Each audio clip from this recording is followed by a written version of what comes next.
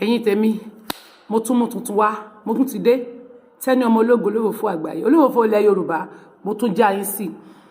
mo tún mú fídíò kan wá fún yín mo fẹ́ kó share fídíò yìí mo dẹ̀ fẹ́ kó kan àwọn ọmọ aragbiji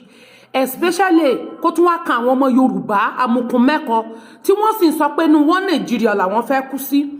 àwọn tó wá jọmọ borí pé local government ẹ bá mi share rẹ̀ kó dọ́dọ̀ wọn torí à ń wí fún wọn táwọn ò mẹ́rin tó kú èmi ń pariwo lọ́sàn àti lóru wọ́n ń sọ pé mo rúdù ságbà mi ìmọ̀ bọ́n ṣe ń bá gbàlagbà sọ̀rọ̀ tẹ́ni ọmọ ológo bàjẹ́ mi ò lẹ́kọ̀ọ́ mo burú lọ́mọ igbáládò gèrò wá wọjà ó ní nǹkan tí wọ́n ń sọ nípa mi èmi ò kí ẹ ṣe bí ẹlẹ́nu ló ní ẹnu rẹ̀ ẹ̀yin lẹ mọ̀ ń tẹ́ fi ẹnu yín ṣe ẹ̀yin lẹ dẹ̀ mọ̀ ń tẹ́ fi ẹnu yín gbá bọ̀ mo fẹ́ kó wo fídíò yìí mo dẹ̀ fẹ́ kó kan àwọn èèyàn yín lára ẹ̀yin tí ẹ dẹ̀ jọmọ borí pẹ́ local government ó bọ̀ àwọn ládẹ́ẹ̀dẹ́ ṣe bó ló ti ń ṣẹlẹ̀ sí yín ṣe bẹ́ẹ̀ ra nǹkan tí àwa ń jà fún tí àwa fi sọ pé Nàìjíríà ò lè wọ́ọ̀kì mọ́ kí àṣẹ kó padà sẹ́nu ọba wa kí àṣẹ kó padà sẹ́nu ọba wa olóṣèlú gbúdọ̀ máa gbàṣẹ lẹ́nu ọba ni ṣe bẹ́ẹ̀ yín lẹ́nu wá rùn ẹ pè wá láláì lẹ́kọ̀ọ́ àwọn ọmọ tí ò dá èbí o ètí yín òkú dígbà tí mo ní tálíkà níyà àti bàbá mi àwọn olówó nù dílé wa bọ̀ ẹ̀dẹ̀ ni wọn forí mi run mú pé kémi mọ́ lálùyọ láyé wọn ọ̀dẹ̀ fò kí n lè lálùyọ yẹn kí ògo tí mo gbé wá kó lè wúlò fún mi ló jẹ́ kémi náà máa pariwo pé òmìnira ilẹ̀ Yorùbá ó ṣe kókó òmìnira ilẹ̀ Yorùbá ló ṣe pàtàkì tó bá wá wù ọ́ jókòó kó máa wòran kí wọn náà máa bá wọn bú àwọn èèyàn bí Tinubu bá dépò ààrẹ ìyá tí ìdí pírẹsidẹ́ǹtì àpò rẹ́sì di wàsó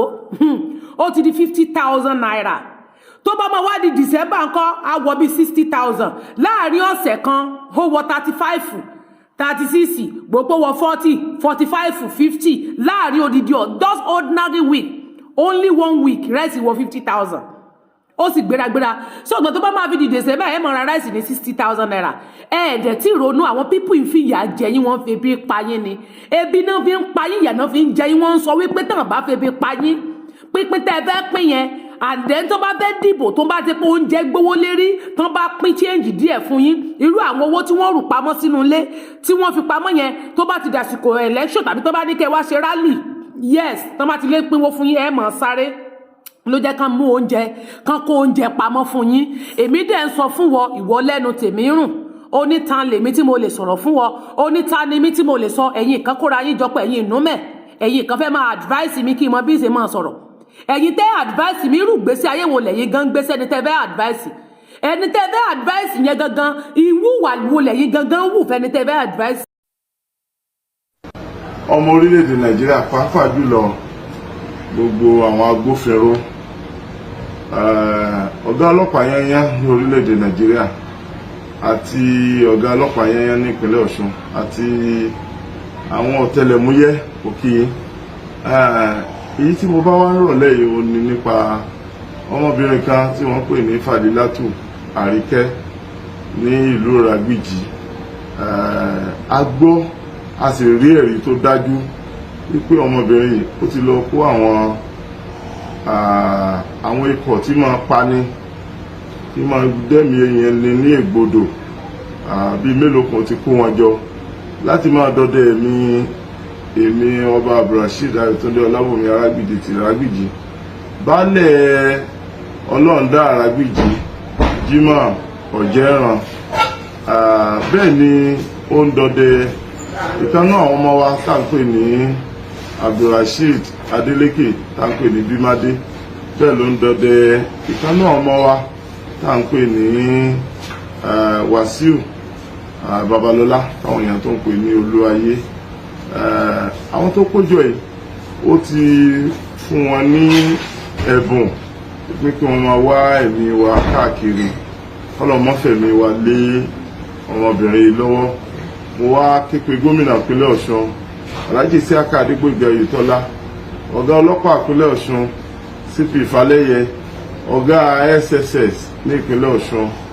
IGP ní ìlú Àbújá ẹ gbà wá lọ́wọ́ ọmọbìnrin yìí tá ń pè ní Fàdílátù Àríkẹ́ kó má dá ẹ̀mí wa légbodò Ọlọ́run nípa èyí náà nípa púpọ̀. I want to use this for auspicious occasion to call on all Nigerians, especially the Inspector General of Police, the Commissioner of Police of Osun State, and the Director of SSS Osun, and all well-meaning groups and individuals in the state. I want to call your attention to one Falilatu Arike, also known as Arike in Aragbiji. We have evidence that has been brought to me that this particular woman has gathered some elements, assassins, and they have been trailing me, Rasheed olabomi, one of my baales, Jimo Ojeran, Baale Olonda, one of our, some of our children, Alhaji Bimbo Adeleke, also known as Bimade, and of course, Wasiu Babalola. The four of us are being trailed about by the elements, killer squad, put together by this woman. I have made reports to the Commissioner of Police, the Director of SS, but I want to also call on the Inspector General of Police and all well-meaning Nigerians